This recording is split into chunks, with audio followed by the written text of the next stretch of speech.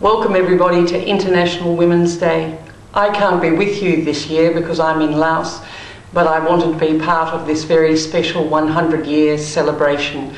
So here I am, thinking of all of you and remembering women's health and International Women's Day while I'm on my holiday.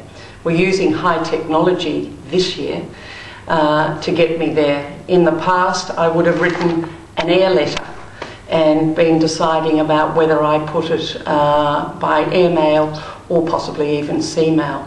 But we're not doing that this year. We're using high tech for you to hear my little bit of a speech. So, hello. There are many of you who would remember sending and receiving overseas mail in that way, deciding whether the sea mail or the land mail was the option. And it always had to be written very small because of the weight. Thankfully, our lives have changed due to the speed of technology. Today we are able to reach across long distances to unite with each other in a second or two, which was certainly not the case only a few decades ago.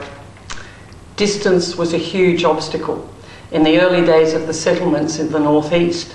To catch up with a girlfriend or two like you are today, you would have had to have been like a pioneer, heading out on uncharted roads, being either a good horsewoman or in a buggy. They had to have a great sense of direction, and I also think a great sense of humour. I would have wanted a GPS myself. I wonder just how often these courageous pioneer women got together for a cup of tea, let alone for a girls' weekend away to Melbourne, or even the notion, like you're having today, of a special breakfast.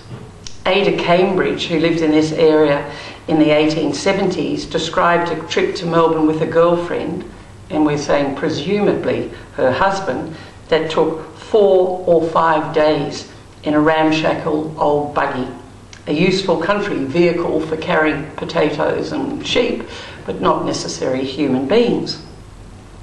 They camped out for meals, and I'm quoting in some dubious hotels on the way to sleep out, and they decided to sleep outside under blankets.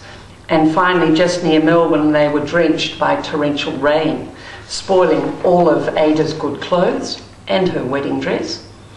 It's no surprise that that was the last trip she makes to Melbourne for a very long time. Thank goodness, I say, for a 4-cylinder car, a skinny decaf flat white at Avenel, and a mostly clean loo, and I still find the trip takes an eternity.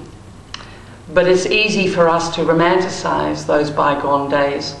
We can feel time poor with all the demands upon us, too much to do and not enough hours in the day to spend with friends, writing in our diaries or wandering through thoughtfully in the fields like a Jane Austen heroine.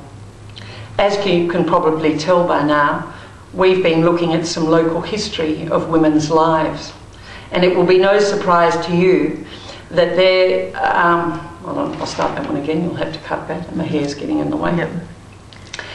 As you can probably tell by now, we've been looking at some local history of women's lives, and it will be no surprise to you that they point to a culture where women worked endlessly, and in the case of a clergyman's wife, often to the point of death, and in her case, insanity.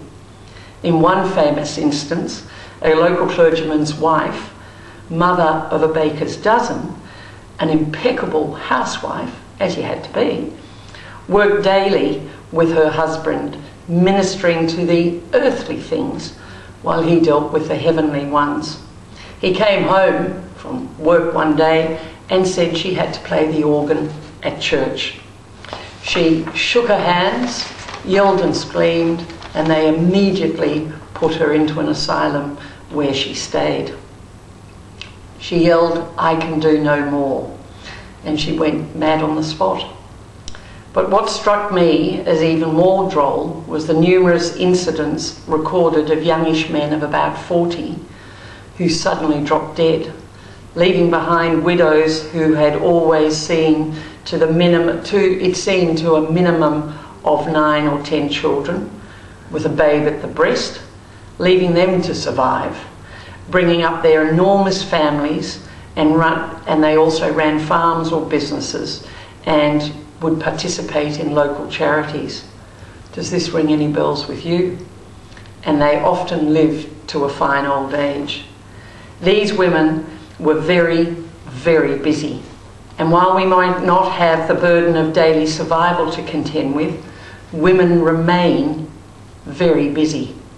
Technology may have solved the problem of distance. We certainly get places faster and contact people, but we still share the issue of time. When our great-great-grandmothers said, "We must catch up," they probably meant after the rains, or at the next public meeting, or wedding, or funeral, or community fundraiser. We are not so different with our busyness and our good intentions. Our new technologies have been criticised for making friendships shallow. Having 400 friends on Facebook is seen as stretching the term friend rather a long way. Yet of those 400, there may well be a few or many real friends, as in people who actually know you and like you. The new mediums allow us to keep connected in each other's lives and perhaps say, yes, I know we are busy, but I am still out there and want to be a part of your life and for you to be a part of mine. A quick text to say hi might not seem adequate, but thinking of those pioneer women, it might have just done the trick. A reminder of something more than the job that has to be done. A reminder of a friendship that doesn't necessarily need a regular face-to-face, but it is still valid and meaningful, or maybe even a lifesaver.